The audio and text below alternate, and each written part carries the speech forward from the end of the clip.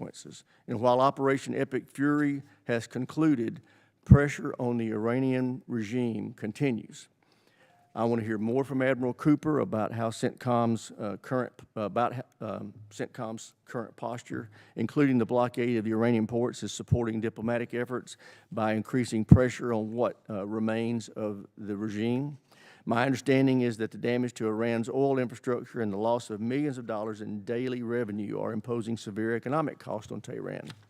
That pressure matters because not only must Iran never obtain a nuclear weapon, it must also not be allowed to dominate the Strait of Hormuz. China is watching closely to see whether the United States will defend freedom of navigation, protect global commerce, and respond decisively to aggression. We must not falter in our resolve. At the same time, we must not forget the area of the Middle East and Africa remain hotbeds of terrorism. It is imperative that we continue hunting ISIS, Al-Qaeda, Al-Shabaab, and other terrorist groups before they can threaten our homeland. I want to hear from both commanders about how they are working with regional partners to keep terrorists on the run. The successful operation over the weekend targeting the second-in-command of ISIS in Nigeria demonstrated once again that terrorists have no refuge from the United States military or our partners. General Anderson, to sustain that pressure, I want your assessment of whether AFRICOM has the necessary resources. I look forward to hearing from all of our witnesses today. I yield to the ranking member, my friend Adam Smith, for any opening statement he may have. Thank you, Mr. Chairman. Thank our witnesses for coming before us today. The CENTCOM and AFRICOM AORs are incredibly important, and if there's one word to sum it up right now, it's instability. And that instability is incredibly dangerous. Certainly we will talk, I know, a great deal about the war against Iran and the instability in the Middle East, but Africa is also a very unstable place right now. We are engaged in bombing campaign from time to time in Nigeria. ISIS and ISIS affiliates are rising, particularly in Mali, Niger, and Burkina Faso. So that instability is definitely making us less safe. Terrorist organizations have bases of support.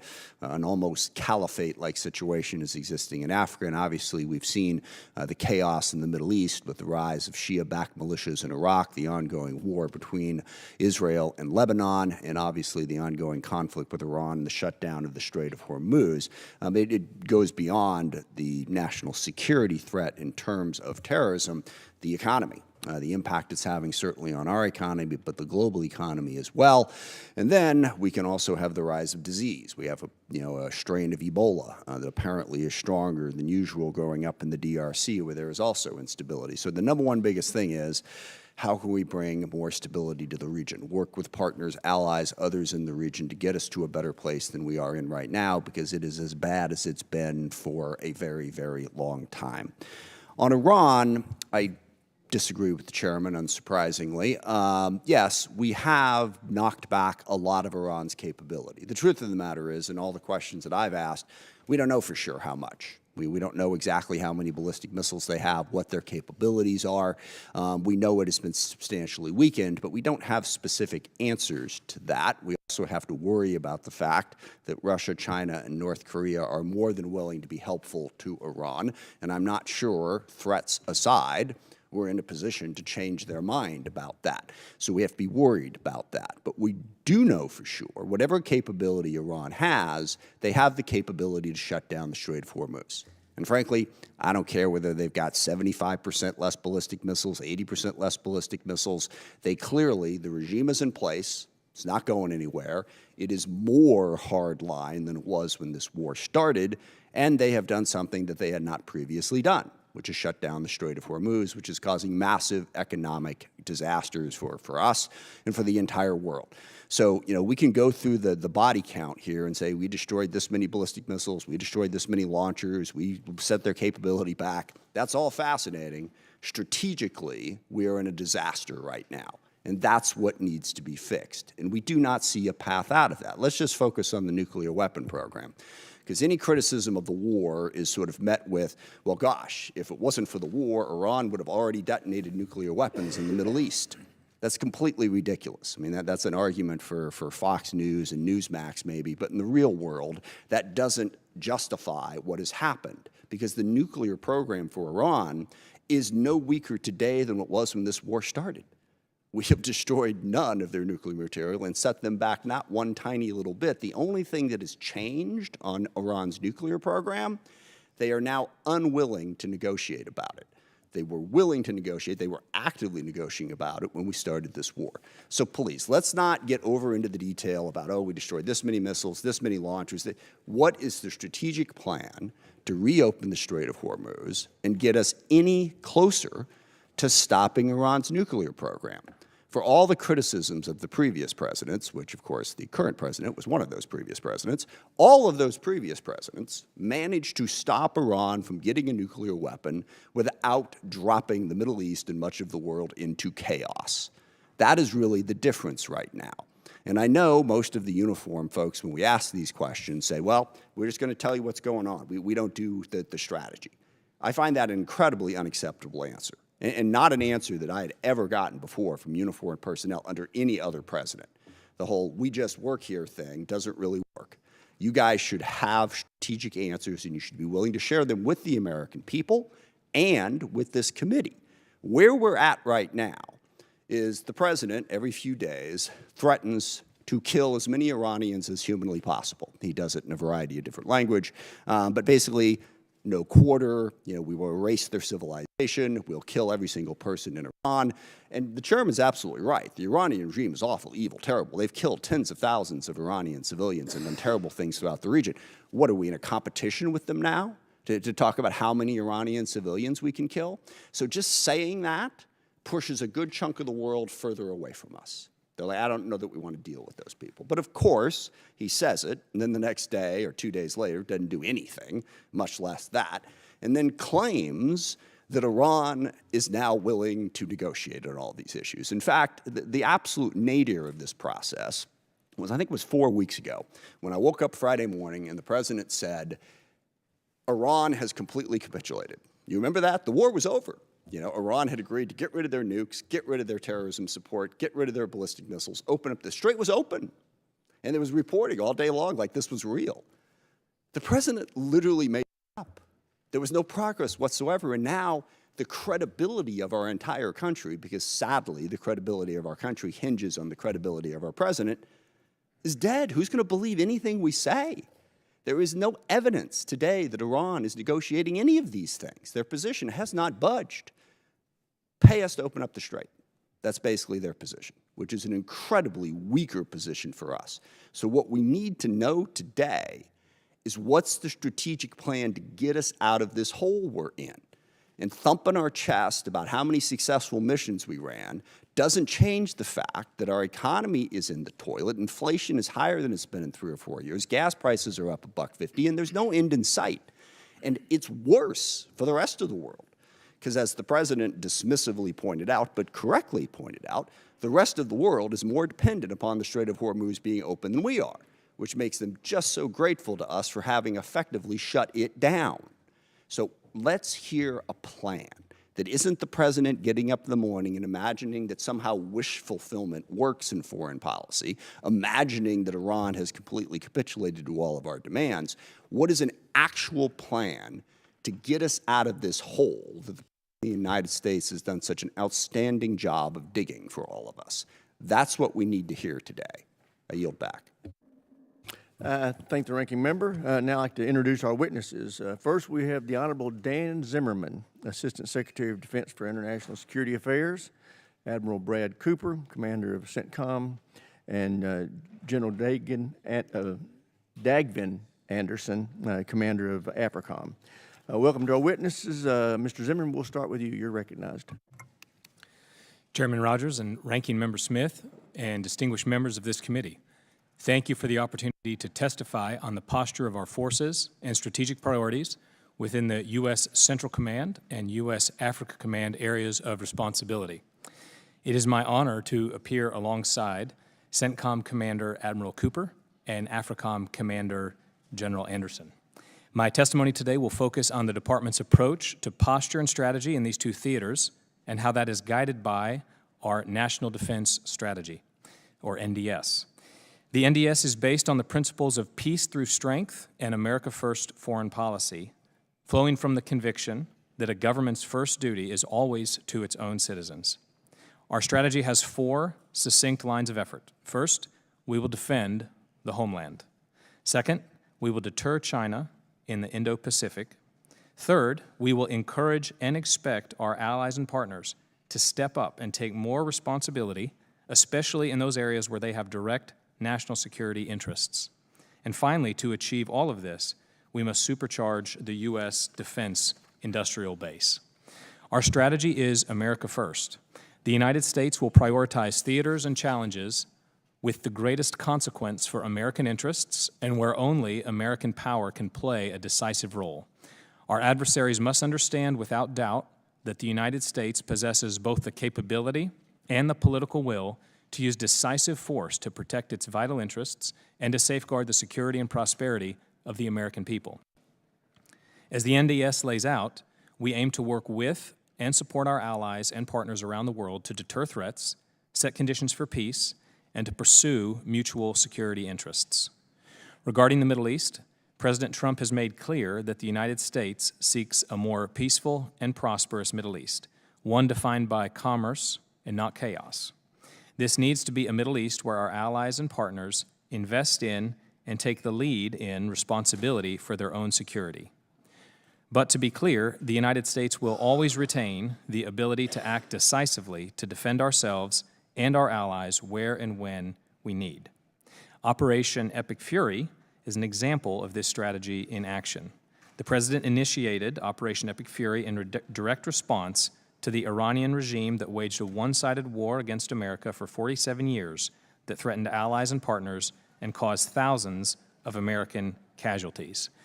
And I would like to mention here and acknowledge the 14 fallen service members. We honor them and their families.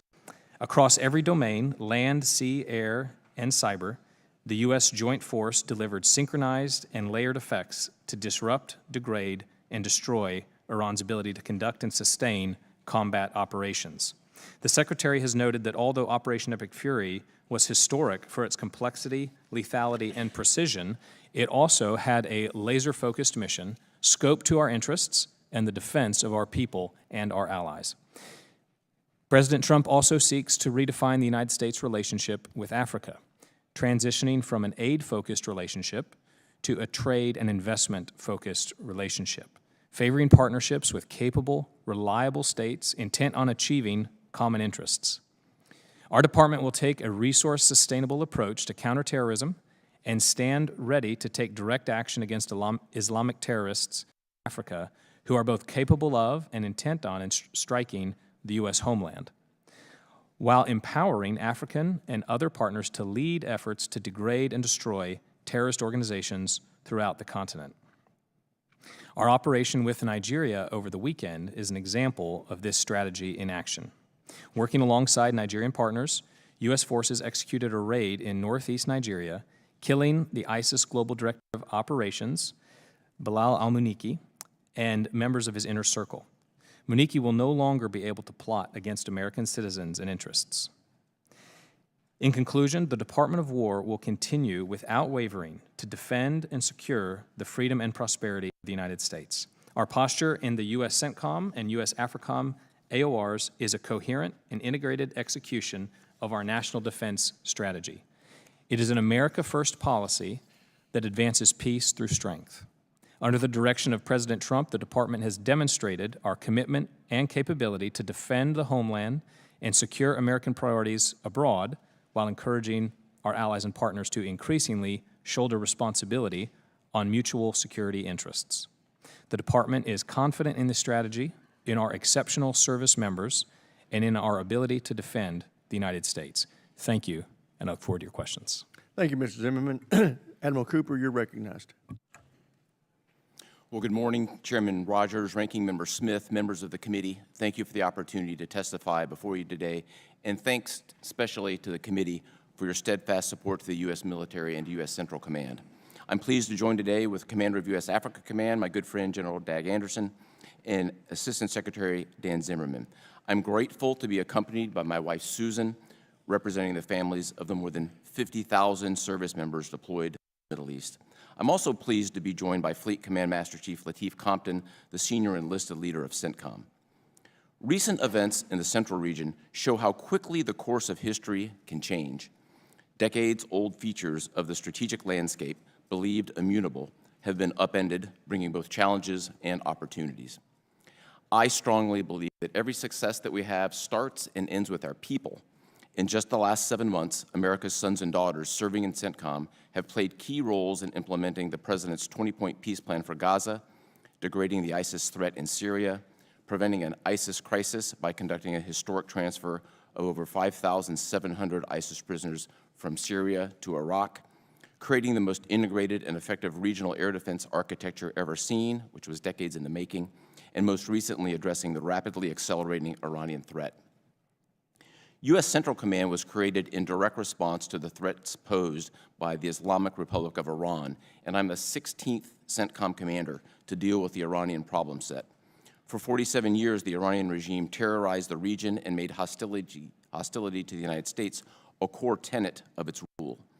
The regime is an even more deadly threat to its own people, killing tens of thousands of innocent Iranians during protests in January, with public executions ongoing. Iran has long had 3 pillars of intimidation and coercion: their nuclear program, their ballistic missiles and drones, and their proxies, especially Hezbollah, Hamas, and the Houthis. Let's look at each of these. First, all signs pointed to Iran's intent to create a nuclear weapon capability. And then to protect their nuclear program, Iran built thousands of ballistic missiles and drones, and they did it for 2 reasons: to create a shield to make their nuclear site untouchable, and to create an offensive capability so large that regional partners couldn't possibly defend against it. Along the way, their proxies did Iran's dirty work across the region. Prior to the start of Epic Fury, Iranian-supported terror groups attacked U.S. troops and diplomats more than 350 times in the previous 2.5 years, killing 4 U.S. service members and wounding nearly 200 others. To directly counter this accelerating Iranian strategy that we all saw, the U.S. military was directed by the President to execute 2 significant operations, and here are the results. First, Operation Midnight Hammer significantly degraded Iran's nuclear program. And second, Operation Epic Fury significantly degraded Iran's ballistic missiles and drones while destroying 90% of their defense industrial base, ensuring that Iran cannot reconstitute for years. And then finally, Iran spent decades and billions of dollars arming proxies. Today, Hamas, Hezbollah, and the Houthis are cut off from Iran's weapons supply and support. Said a different way, American military action derailed Iran's strategy that was 47 years in the making. So where are we now? The ceasefire continues, and consistent with the President's direction, we've established a highly effective maritime blockade of Iran. To date, we've turned away 88 ships. There has been 0 trade into Iranian ports and 0 trade out of Iranian ports, squeezing Iran economically and creating powerful leverage for the ongoing negotiations. Of course, these results were not without cost. We honor the memories of the 14 service members who made the ultimate sacrifice during Operation Epic Fury and 2 soldiers and a civilian killed in Palmyra, Syria. They represent the very best among all of us. But before I close, I want to make clear, we are committed to the law of armed conflict. The United States does not target civilians. We take all civilian casualty reports seriously. This is now part of our culture, and I invite each and every one of you, as well as all of your staffs, to visit Tampa and see our targeting process for yourselves. As I sit here, we're clear-eyed. The situation in front of us is complex. High-stakes negotiations continue. Our job is to be ready, and we are. I testify today on behalf of the brave servicemen and women deployed to the Central region. It's a great life honor and privilege to serve as their commander, and thank you, and I look forward to your questions. Thank you, Admiral. General, you're recognized. Chairman Rogers, Ranking Member Smith, members of the committee, thank you for the opportunity to provide you an update on U.S. Africa Command. I'm joined today by Command Sergeant Major Garrick Banfield, AFRICOM Senior Enlisted Leader, and it's an honor for me to be here today with my friend and colleague, Admiral Cooper, and Honorable Dan Zimmerman. We all appreciate your unwavering support to our nation's warfighters. Before I start, I'd like to recognize the service of First Lieutenant Kendrick Lamont Key, Jr. and Specialist Mariah Collington, who lost their lives in a tragic accident during African Lion. I would also like to thank our allies and partners, particularly Morocco, who stepped forward when it mattered most. Today, the epicenter of global terrorism is in Africa. ISIS leadership is African. Al-Qaeda's economic engine is in Africa. Both groups share the will and intent to strike our homeland. As the President reported this past Friday, AFRICOM, in close coordination with our Nigerian partners, dealt a significant blow to ISIS global terror network.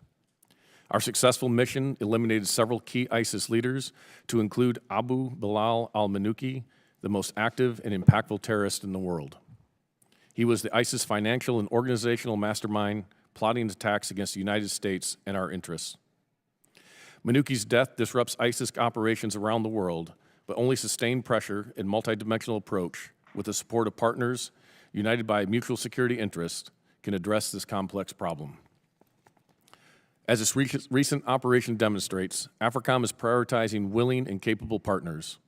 We support partners with unique capabilities that only the U.S. can provide, such as ISR, targeting, and precision strike. This approach has taken ISIS leaders off the battlefield in Nigeria and driven their leadership in Somalia underground, putting pressure on the broader ISIS network. In West Africa, Al-Qaeda affiliate JNIM has demonstrated increased capacity to control key terrain in the Sahel, most notably by strangling fuel supplies around population centers. The capture of a capital city would provide Al-Qaeda with all the trappings of a nation state to sponsor global terrorism. With a 75% reduction in our regional posture over the past decade, compounded by the drawdown of our allies, we struggle with an intelligence black hole. Without sufficient indicators and warnings, we risk being blind to the gathering dangers and threats of the region. AFRICOM's lack of expeditionary capabilities and diminished force posture compromises our crisis response. In a crisis, we can surge assets, but you cannot surge trust. Our reduced presence on the continent also allows disruptive actors to drive the agenda and undercut American interests. China views Africa as its second continent, securing control over critical minerals and infrastructure, potentially boxing us out of the resources that energize our industrial base. Africa also serves as Putin's purse, where Russia exploits instability to extract resources, including human lives, to fuel its war machine. To contend with these threats, AFRICOM must think and operate differently. With less than 0.1% of the department's budget, we must maximize every taxpayer dollar to deliver an outsized return on investment. AFRICOM continues to leverage low-cost, high-yield activities to amplify our impact on the continent. International military education and training and the State Partnership Program are reliable force multipliers, forging partnerships with African militaries and demonstrating cost-effective burden sharing. The AFRICOM exercise program is emerging as a battle lab to test and validate new technologies on behalf of both the Joint Force and our African partners. Finally, Africa sits at the crossroads of global commerce and security, bridging strategic terrain between the Atlantic and the Indo-Pacific. It is the world supplier of critical minerals for advanced defense systems and home to 12 of the 20 fastest-growing economies. By 2050, it will account for a third of the global working-age population. AFRICOM is increasingly focused on this critical convergence of economy and security and stability. Our efforts span all elements of national power, and we coordinate closely with state, commerce, energy, and treasury. The Department's new Economic Defense Unit has been an invaluable partner. To defend the homeland, promote U.S. interests, and ensure effective crisis response, AFRICOM needs targeted investments in layered non-traditional ISR, innovative force protection, programs that enable willing and capable partners, the opportunity to expand experimentation, and the ability to respond to crisis at the time and point of need. Africa is a continent of opportunities, not only crises. With the continued support of this committee, I can assure you that every dollar you authorize for AFRICOM will contribute directly to the security, safety, and prosperity of the United States. Thank you, and I look forward to your questions. Thank you, General. Thank all the witnesses for being here in those testimonies. That's very helpful to us. I recognize myself for questions. Admiral Cooper, you have spent the last 6 years in either senior leadership or command positions in the Middle East. In your expert opinion, was there any time over the last 40 years that Iran or the Iranian regime posed a greater threat the United States, Israel, and our allies in the region before Midnight Hammer and Epic Fury? No, sir. So are they less capable today than they were before those exercises? They are significantly less capable today than they were before the two major operations. And what would a nuclear-armed Iran mean for our partners in the Middle East and our presence there? Well, clearly the President has stated Iran will not be nuclear armed. It would obviously represent a very highly destabilizing element into the region and have global impact. So basically, we're safer, our country's safer, and our allies in the region are safer because of what our President's done in Iran over the last couple of months. We are unquestionably safer as a result of U.S. military actions. Thank you. General Anderson, the operation that eliminated the global ISIS second-in-command over the weekend demonstrated the growing terrorist threat in your AOR, but also the value of the partnerships that we have there. How are you strengthening those partnerships in your AOR going forward to make sure that that threat doesn't make it to our homeland? Chairman, that's an incredibly important point because we cannot operate there and respond to these crises or these threats without the access, basing, and overflight that is dependent upon the relationships with these partners. So we are investing a significant amount of effort in order to build those relationships and build that credibility. The operation over the weekend built a lot of that credibility of what the U.S. can bring, and that those unique capabilities can be brought to bear in conjunction with our partners. The Nigerians have been instrumental throughout the last several months developing the target, helping us with the intelligence, and providing support in order to do that. So it could not have been done by our own forces, that we needed to do that in conjunction with them. We are using that to leverage that to engage with other nations, such as those in the Sahel, where the terrorist threat continues to grow, to try to open that dialogue so we can address this mutual threat. Is there anything in particular that this committee could do to be helpful to you in developing partnerships that can benefit us in the future? Yes, sir. I think some key investments in some of the expeditionary capabilities, such as a float forward staging base, expeditionary ISR is critical to that. Support for continued engagement with small teams, such as our special operations teams or small conventional trainers, goes a long way. And then the last one I would say that is not as much in the military realm, but where we see the security convergence and intersection with economics, is encouraging investment and development in Africa that allows for that stability to continue to develop, because security depends upon stability. That allows investment, and that leads to prosperity, and that's eventually helps protect the United States in the long run. So while not directly our role, we can help identify those areas where those investments have security implications. Yeah, well, I do think it's important when we talk about our role there that we make it clear to the larger universe of members of Congress that we do need to be building partnerships in the African continent, and we don't need to be tying that to them changing their cultural values necessarily. We need partnerships, and whether we like it or not, China and Russia and Iran are all down there building partnerships, and they're not judging these people based on their cultural values. So it's something I think we can learn from. With that, I will yield to the ranking member for any questions he may have. Thank you. Admiral Cooper, you mentioned in your opening remarks the commitment of your command to preventing civilian harm.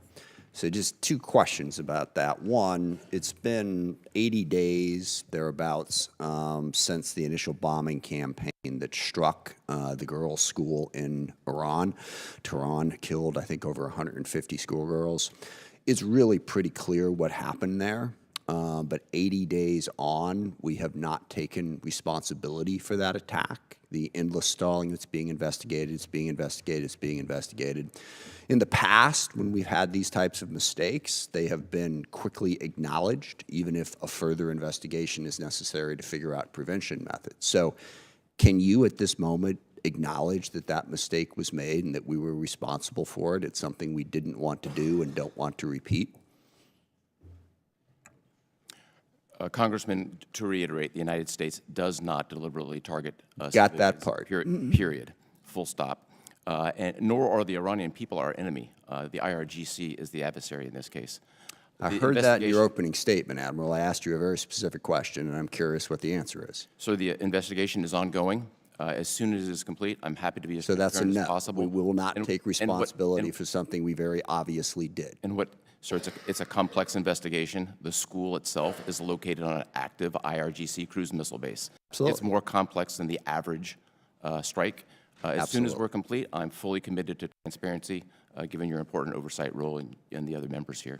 Just so you know, Important and I have an enormous amount of respect for you and an enormous amount of respect for the Pentagon, I do not trust that answer. What we've seen out of this Secretary of Defense and his callous disregard for any sort of rules of engagement or protecting civilian life may make us suspicious. And that's the only second question I have for you. Do you think it's ever appropriate for anybody in a leadership position to use the words "no quarter" when describing how we are conducting our operations in Iran? Sir, I think it's appropriate as military leaders. We follow the law of armed conflict and our constitutional responsibilities, and that's what we've done. And you would agree that no quarter is not following the law? I would agree it's our constitutional responsibility to follow the law. Is no quarter following the law or not? I would agree that we follow the law, sir.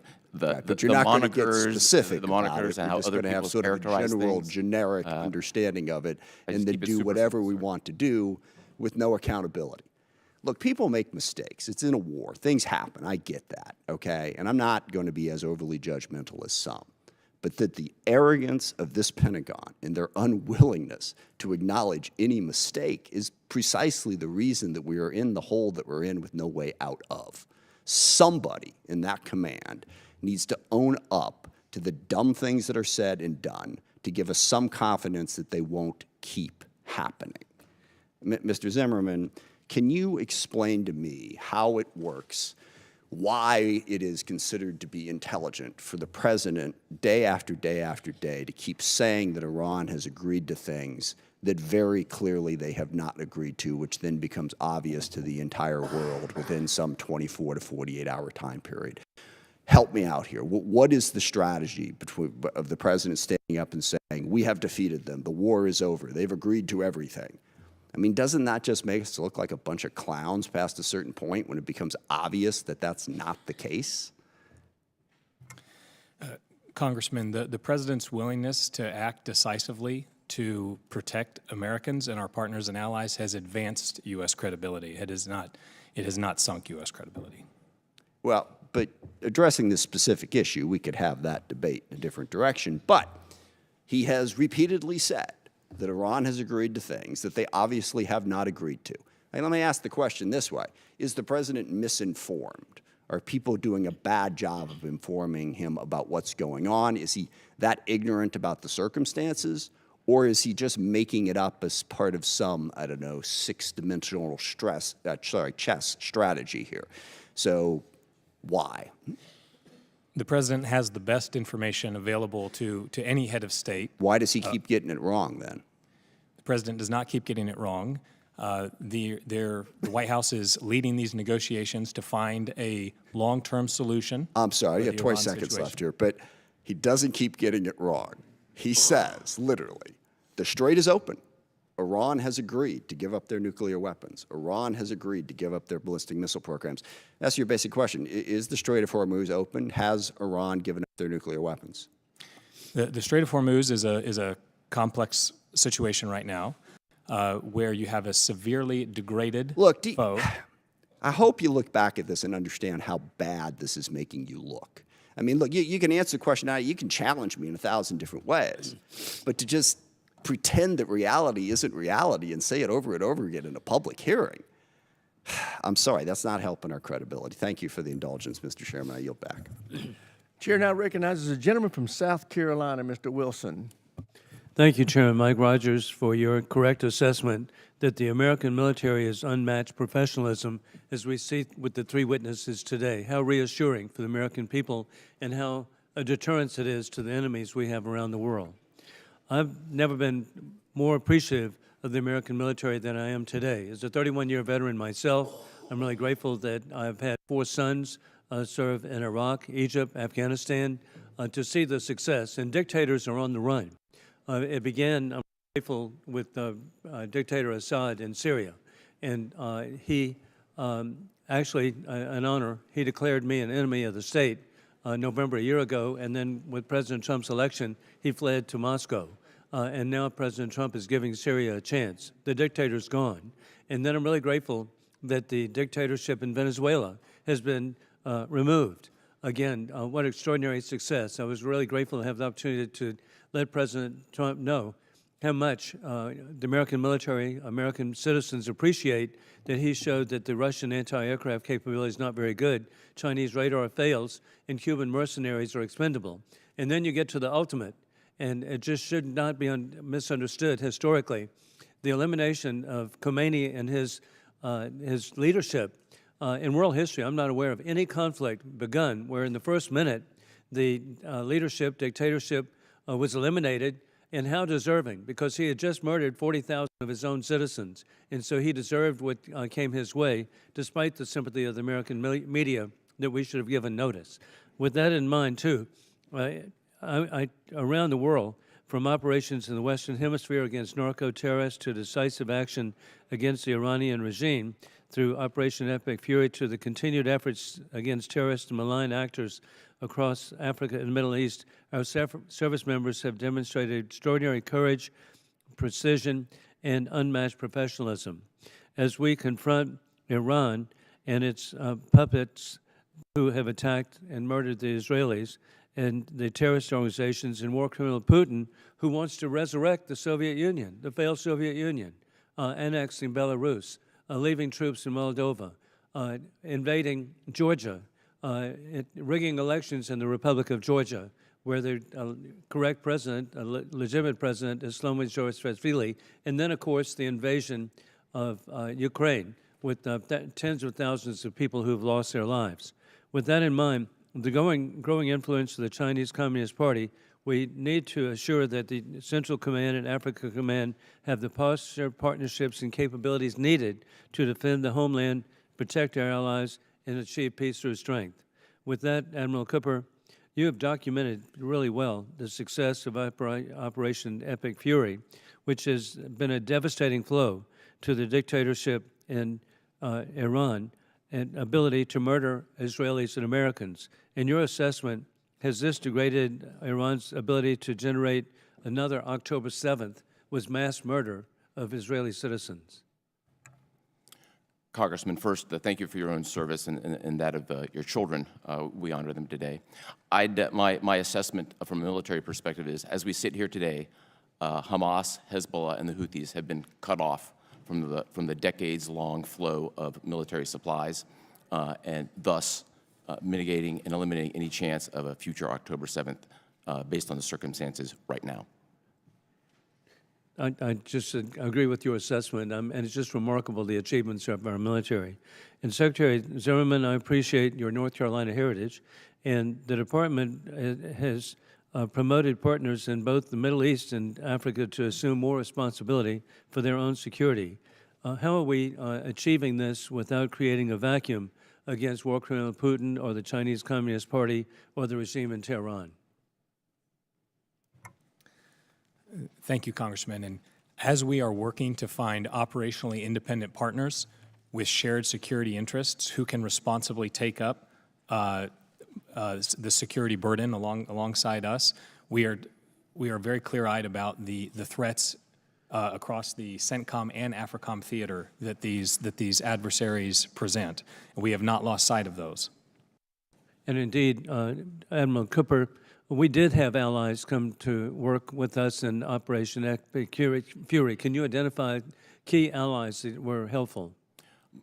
Congressman, most notably, we literally served side by side in this broad Middle East air defense network with 5 Middle East partners, UAE, Saudi Arabia, Bahrain, Qatar. Gentleman's Kuwait, time's expired. Chair, and I recognize the gentleman Jordan from and Israel. Connecticut, Mr. Courtney. Thank you, Mr. Chairman, and thank you to the witnesses. Mr. Zimmerman and Admiral Cooper, in your testimony, Admiral, you in page 3 stated that one of the top priorities of CENTCOM is preserving America's advantage and position of strength relative to China. Mr. Zimmerman, in page 1, you said, secondly, we will deter China in the Indo-Pacific region through strength, not confrontation. So the U.S. Naval Institute publishes a weekly ship tracker, which again identifies where our surface ships are located around the world today. So last night's tracker shows that there are 25 warships that are in the Central Command region. 2 more minesweepers are apparently on the way to join the fleet. In Indo-Pacific, we have 1 carrier, the George Washington, which is not actually just being fitted out for deployment. It's not actually underway with a strike force. And we have 1 ARG-MU amphibious ship with 3 accompanying vessels. That's 4. That's the total count. That's 52% of the surface of the Earth is in the Indo-Pacific region. And because of this war, we have ships that are home ported in Yokosuka, Pearl Harbor, that are now situated in Central Command. And I guess the question I have for you, Mr. Zimmerman, the National Defense Strategy states that the U.S. will build and sustain a strong denial defense along the first island chain. Right now, I don't know how that's possible, given the fact that so many forces, naval forces, have been concentrated in command. How is this policy, this war, aligned with our national defense strategy, which identified China as still the #1 pacing threat? Congressman, we remain fully committed to the priorities as you have outlined them there, including denial defense and deterring China peace. With what?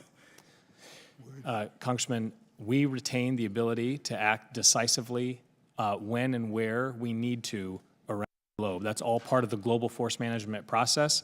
The Indo-Pacific theater is not part of my theater, so I'll be careful how broadly I speak. But rest assured, the department is 100% committed to the priorities laid out in the NDS, and we retain the ability to act to implement all those priorities, Thank you. So, Mr. including. Chairman, I would just ask that the USNI tracker, dated May 18th, be admitted to the record, which again just shows the incredible imbalance that we have right now in terms of the positioning of our fleet. I would also note, Mr. Rogers correctly stated how important it is to build up partnerships.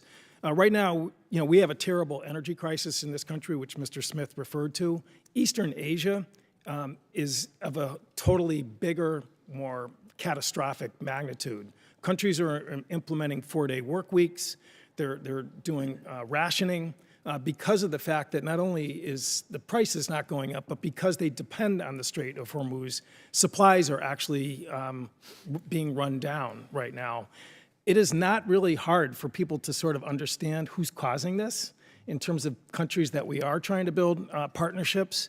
And frankly, I think that is another strategic harm that this war has created in terms of, again, the #1 identified defense challenge that we face, according to Trump's own defense strategy. Admiral Cooper, I have a couple quick questions for you. Is a blockade an act of war? So we're executing the blockade today consistent with international armed conflict. Well, the international law actually, in terms of blockades, was established in 1909 at the London Naval Conference, which the U.S. participated in, and the U.S. Senate actually voted to endorse. And it defined blockades as an act of war.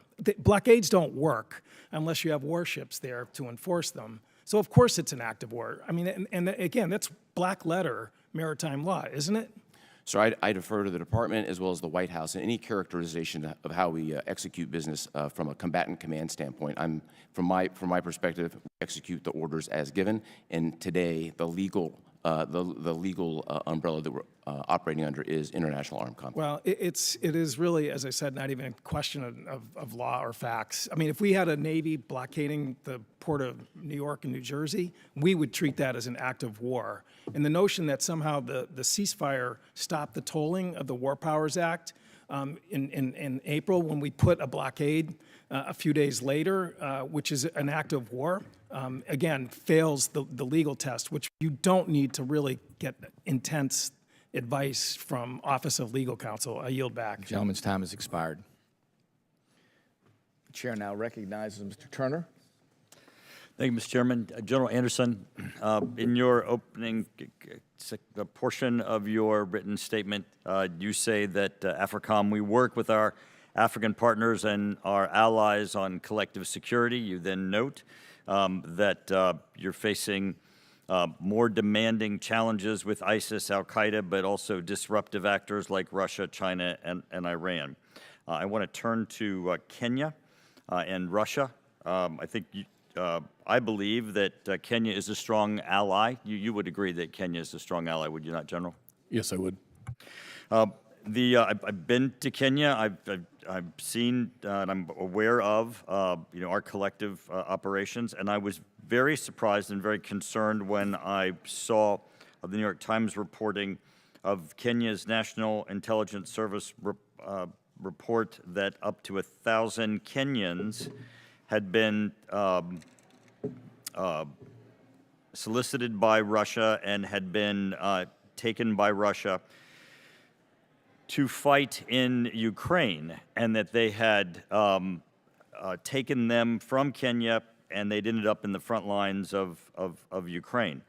What struck me is not just that there were Russians in Kenya that were operating, but that the enormity of what an operation would be to be able to solicit and obtain and convince 1,000 Kenyans to leave Kenya, go to Russia, end up in Ukraine fighting, and the structure, just the logistics of that, and the influence campaign that is. Are you familiar with that report? Could you speak about that and really the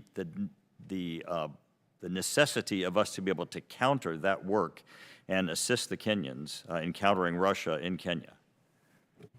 Yes, Congressman, I agree, and it is disturbing how many Africans from across the continent are being recruited by Russia to fight in Ukraine. So it's not solely a Kenyan problem. To the point in Kenya, I agree the concern has been, and I think it was highlighted in that New York Times article as well, is that it's not been clear that they were recruited to go to Ukraine, often using other reasons to recruit them, whether for work or for other jobs, not necessarily articulating the fact that they end up on the front lines in Ukraine. So one of those things that we have done to help counter that is just implement the truth by being able to inform other partners of what's happening has been very powerful. But this is not just disinformation, them being told what they're going to do and then they're ending up in Ukraine, but that there's this infrastructure that Russia has deployed, and 1,000 out of Kenya is pretty enormous. So you're up against a pretty enormous structure that Russia has deployed within Kenya. Russia is using many different means in order to recruit folks from across the continent, and you are correct, they do have the network in order to bring them back into Russia. Thank you. Secretary Zimmerman, first off, congratulations on your answers to the ranking member. They were excellent in the manner in which you handled those questions. In looking at the Admiral's testimony, he indicates that ISIS has been marginalized thanks to the Iraqi security forces and Kurdish Peshmerga. He speaks of some of the accomplishments that occurred. I'm concerned, though, however, that when you look at the overall funding for counter-ISIS train and equip funding, what the impact might be for Iraqi Kurdish allies. Could you speak for a moment as to our support for the Iraqi Kurdish allies and what the support might be there? Congressman, thank you. We have the greatest appreciation for our Iraqi Kurdish partners. It's hard to find a more willing, capable group to work alongside. And we welcome the support funding that Congress has provided to continue that partnership. This has become particularly stark, and I'll be maybe more general how I speak here, but Operation Epic Fury has shown that the Shia militia groups in Iraq have a lot of agency and independence to act in ways that are harmful to the United States, which has only showcased how helpful the Iraqi Kurdish partners are. The gentleman yields back. The chair now recognizes the gentleman from California, Mr. Garamendi. Thank you, Mr. Chairman. And thank you very much for attending this and your testimony and our appreciation for the hard work and the sacrifices being made by the men and women in our military as they operate in the CENTCOM area. Mr. Zimmerman, the administration formally notified Congress on or about May 5th that hostilities against Iran had been terminated. Is that correct? My understanding is, as you say, that notification went out. You have a real difficult time answering questions directly, don't you? So you notified that it was terminated, correct? Correct. All right.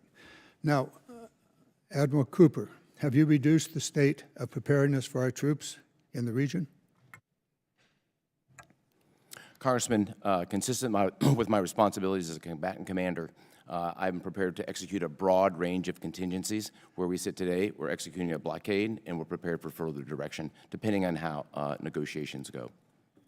So the state of preparedness remains at its highest level. It does. Thank you. Are American troops still in harm's way? Depending on a variety of contingencies, yes. Are American forces defending against Iranian threats? When threatened, we always defend ourselves. Okay. Did CENTCOM fire on Iranian tankers running the blockade on May 6th and 8th? We fired on, after going through a series of de-escalation measures to get tankers to stop, consistent with the blockade, we disabled those tankers. So you did fire on Iranian tankers on May 6th and 8th? We disabled them, yes. We fired on them, and as a result of the fire, they were effectively disabled. Did the U.S. launch strikes against Iranian military sites on May 7th? So the United States forces in the execution of defensive mission in moving destroyers from the Arabian Gulf back into the Gulf of Oman were fired upon dozens of times. We defended ourselves. So and American forces were fired upon by Iran, and you fired back. That's exactly right. Thank you. Is it your military assessment that hostilities have been ceased since April? We remain in a ceasefire. Yes. That's not my question. My question was military assessment that hostilities have ceased since April. My military assessment is the ceasefire has set the foundation for military hostilities to cease. Iran pushes it. So the hostilities have continued. Well, Iran clearly attacked our ships, as you described, dozens of times. Yes, sir. I'm really very, very sorry for the two of you. You just cannot answer a question correctly and directly, but you're doing the best you can. It's incredible to me that this department has such disregard for the Congress and the U.S. Constitution, that the U.S. military forces are not still engaged in hostilities and still deployed against the war and ignoring the War Powers Act and the Constitution. I'm going to let it go at that. The fact of the matter is that hostilities continue. And I would like to enter into the record, Mr. Chairman, 10 different press releases from the Department of Defense that specifically discuss the continuing hostilities. I'd like now to turn to Africa. General Anderson, you indicated a 75% reduction of military support in Africa. Is that correct from your testimony? In the posture in West Africa, yes, sir. Okay. Is USAID a critical element in the African strategy going forward? So there is a role for targeted aid that supports security and stability that is part of the many tools that the government uses across Africa. USAID available to do that? USAID Doesn't exist, does it? It does not exist today, sir, no. So, and is there a famine in Sudan?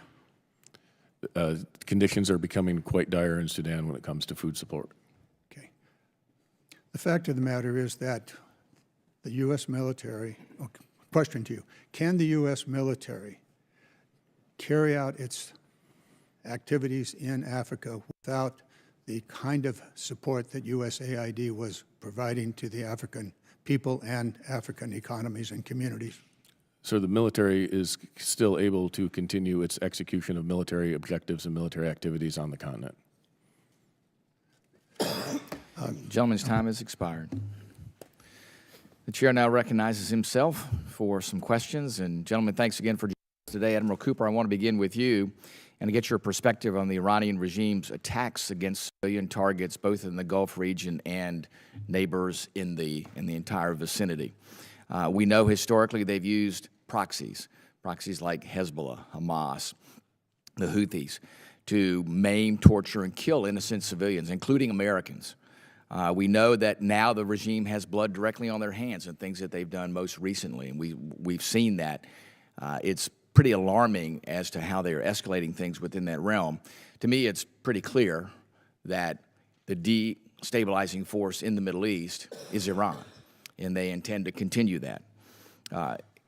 There's also very distinct differences between how the United States operates and how Iran operates in this time of conflict in that region.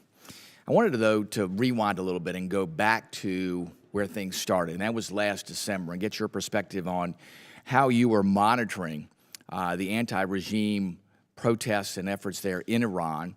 What was your assessment of that? What did you find, and what did you see? And then, how many civilians do you assess were killed or hurt in those counter efforts by the government against its civilians? Congressman, we'd assess that number to be in the tens of thousands of civilians killed by the regime. Okay. And what was your assessment when you evaluated that back in December as far as what the Iranian government was doing against its civilians? As things started in December, you could, at the infancy of protests, you could see Iran initially, the regime initially, addressing this in the teens and low hundreds, eventually evolved by January into the killing of tens of thousands. Okay, very good. Let me ask, too, since the conflict has begun, how many drones and missiles has Iran launched, and how many of those have targeted civilian sites? And can you give us some examples of the civilian targets that have been struck by those drones and missiles? Yeah, Congressman, I think the specific number of drones and missiles are best addressed in a classified form, which follows this. I'll talk about there. But what I can say here is Iran Can you just give us orders of magnitude, hundreds, thousands? Thousands. Okay. What I can say here is Iran deliberately targeted civilians in the Middle East at least 1,000 times. We've seen many of this play out on TV. Restaurants in Bahrain, restaurants in neighborhoods in UAE, the same thing in Kuwait and Saudi Arabia. We saw before our very eyes on TV, you saw it yourself, yes. Cluster munitions going off over Tel Aviv, targeting civilians. Yeah. It was crystal clear. How many civilians do you estimate have been killed, or casualties, we'll call them in general, which includes killed and injured, by these attacks since combat operations have begun? At least 300 killed and injured, sir. Okay. Very good. Do you believe that the regime's attacks on civilian targets are indiscriminate? Are they focused? Are they purposeful? Do you see a commonality in the things that they're doing in defining these targets and going after them? The 1,000 attacks were deliberate. Okay. Was there any rhyme or reason that you saw behind what Iran was doing and who they were targeting? Was there any purpose behind that, or was it just indiscriminate? I see. I think you saw a terror regime executing terror-like attacks, living up to their billing more than 1,000 times. The only rhyme or reason and consistency was against innocent civilians. Gotcha.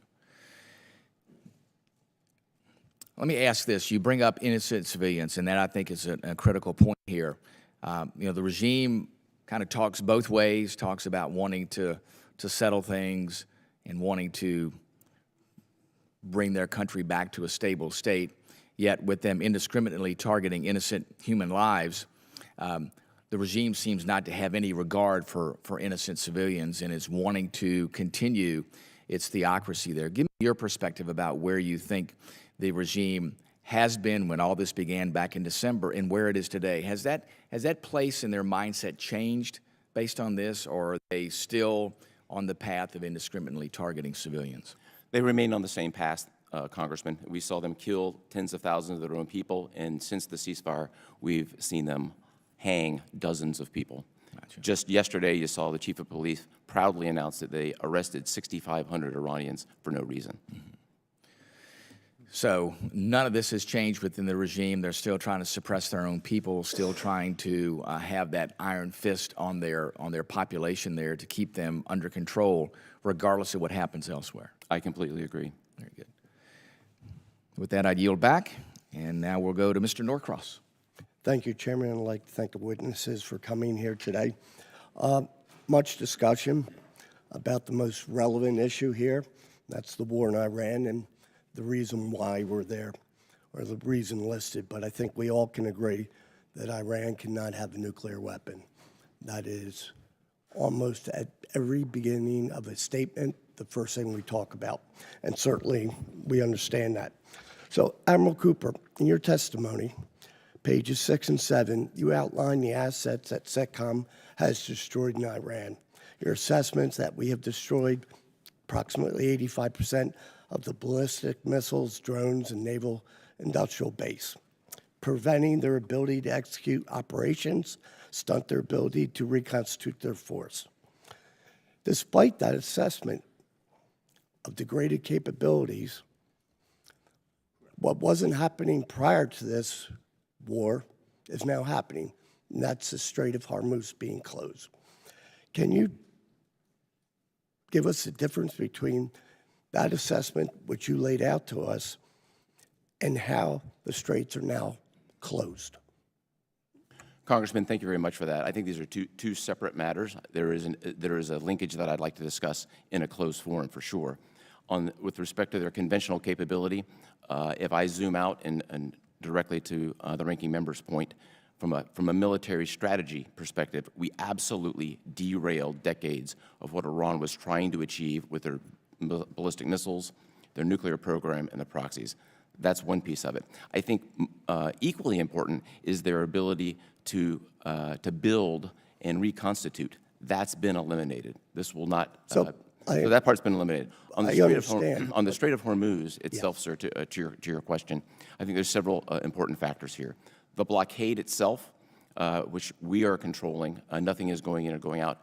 On the Strait, there are a lot of it's a complex environment. The Chairman of the Joint Chiefs characterized it this way. Iran's capability is significantly degraded. So their voice is very loud. So why is it closed? As we sit here today, there are low volumes of ships that are going in and out. Factors, we had 2 U.S. flag ships go out just last week.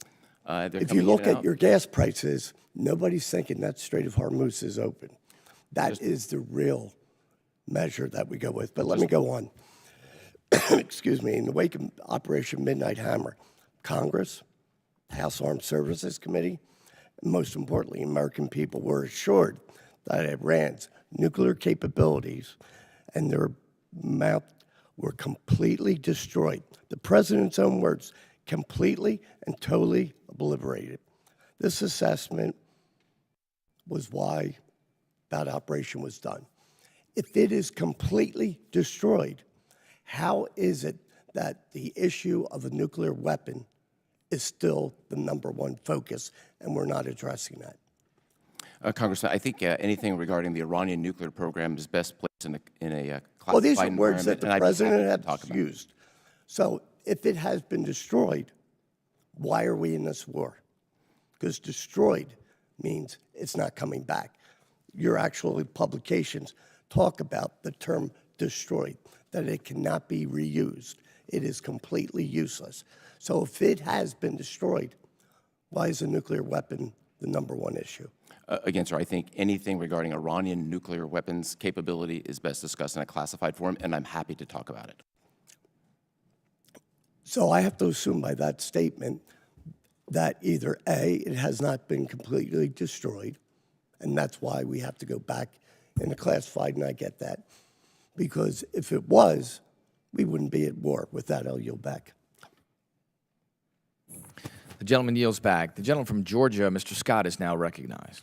Thank you, Mr. Chairman. And I'm going to read this just for the benefit of the American citizens and others that are watching. This is from Dan Zimmerman's testimony. The Center of Islamic Terrorism has shifted from the Middle East to Africa. There's another statement in here that says Islamic terrorists in Africa are both capable and intent of striking the U.S. homeland. Is that correct, Mr. Zimmerman? Correct. General Anderson, your statement, terrorism remains the most acute threat in Africa. U.S. AFRICOM's area of responsibility has become the center of gravity for global jihadism, with West Africa accounting for over 51% of global terror-related deaths in 2024. ISIS West Africa, JNIM, Al-Qaeda, pretty powerful paragraph written there that I hope some people will take heart to. What can AFRICOM, as you know, I spent a fair amount of time on the continent, between this committee and another one, not do today that it could do 5 years ago, and what is being done to correct that? Congressman, I think the best example I can give is that 5 years ago when I was commander of Special Operations Command Africa, we rescued American hostage Philip in 96 hours, largely because we had access, placement, and relationships. Today, Kevin Rideout is on day 209 of his captivity because we do no longer have the same level of relationships and access that we had before. We are working to rebuild that access and engage with those folks in those different countries to address the common threat. So we lost Airbase 101 and 201 that did tremendous damage to our ISR cover. I went to Nigeria, I spoke with, I know Minister Toumba and several others, and what was relayed to me is that they didn't appreciate the lecture that they got from Secretary Faye and Dr. Wallander at that time, and that is why we were asked to leave Nigeria, is that because we did not respect the sovereignty of that country under the previous administration. Is that your understanding? Congressman, I can't speak to that exact meeting. I can address that sovereignty is a very important aspect to all the African countries. It was made very clear to me that when the United States was a guest in a country that we did not need to think that we could come into a conference room in a leadership circle and lecture them about what we would and would not do in their country. And I'm concerned about the loss of the relationships that occurred because of the arrogance and the lecturing that occurred many years ago. And I do think Secretary Rubio is trying to regain that credibility with those countries. I was in Burkina Faso not too long ago. The leadership in that country was very pointed. They want trade, not aid, which I think is where the administration is headed, and that they had just expelled the French and they were not going to trade one master for another master, is literally word for word what the way it was put to me from the leadership of Burkina Faso. Is that consistent with what you hear? They are not going to trade one master for another? Congressman, that is consistent with what I hear across the region. So with the loss of access in Niger and the growing Russian influence in the Sahel, what are the most urgent basing and overflight gaps, and what authorities or resources do you need to restore operational reach? Congressman, the biggest concern I have is the growing black hole of intelligence in the Sahel. With the withdrawal of the French and much of the European partners, as you mentioned, our withdrawal from Niger, it is very difficult for us to provide adequate I&W. So what we are looking at is investments in non-traditional ISR capabilities as well as traditional intelligence surveillance in order to layer these, and that includes open source as well as exquisite. And so building that network in order to illuminate what's happening in the Sahel is our top priority. General Anderson, in my last 3 seconds, I want to read one other sentence from your statement. The PRC sees Africa as their second continent and critical to their economic and military future. We as Americans need the relationships with the continent of Africa. The critical minerals, as well as the ability to fight terrorism, is contingent upon our relationships over there. I have tremendous faith in you, General Anderson, and I look forward to working with you to restore that access. I yield. Chair now recognizes the gentleman from Massachusetts, Mr. Moulton. Thank you very much, Mr. Chairman. Admiral Cooper, you keep using the term significantly degraded. Last summer, we were told that Iran's nuclear weapons program was obliterated. Can you clarify the distinction between obliterated and significantly degraded? Congressman, again, I think appropriate to talk about anything regarding the Iranian nuclear program. No, I'm not asking you to talk about the Iran nuclear program. I'm asking you to talk about English language. What's the difference between obliterated and significantly degraded? Are they the same? Congressman, anything regarding the nuclear program. I'm not asking you to talk about the nuclear program, Admiral. I'm asking you to answer a question that applies to a lot of things beyond the nuclear program. You've also said that their ballistic missile program was significantly degraded. What does that mean? The specific numbers are best as you know from your own military President Trump's own experience. national security strategy, which he signed in December, 5 months ago, used the exact same phrase, significantly degraded. So if this was true back then, 5 months ago, then why did we start this war?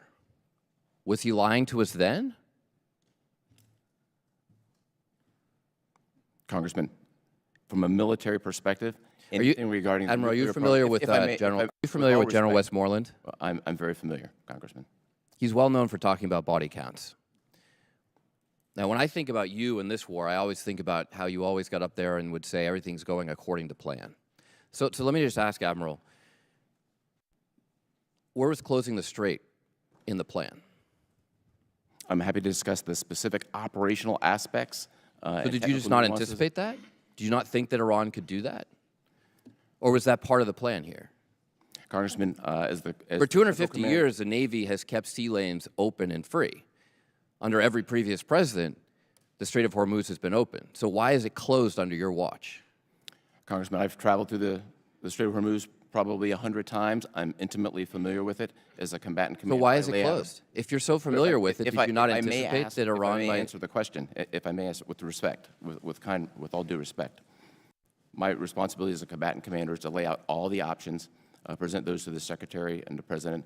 They make policy-level decisions. So you presented the option. The operational aspect. So, Admiral, you presented the reality that Iran might close the strait to the President and the Secretary of Defense. Anything that I discuss with respect to Okay, well, let's go back to recommendation- the plan. Where was begging China for help opening the strait part of the plan? So from a military perspective, There are multiple reports now public that Iran has already reconstituted many of its bombed-out missile sites. Was that part of the plan, too? those reports are inaccurate. Okay. I will actually give you credit for regime change. I know that was part of the plan.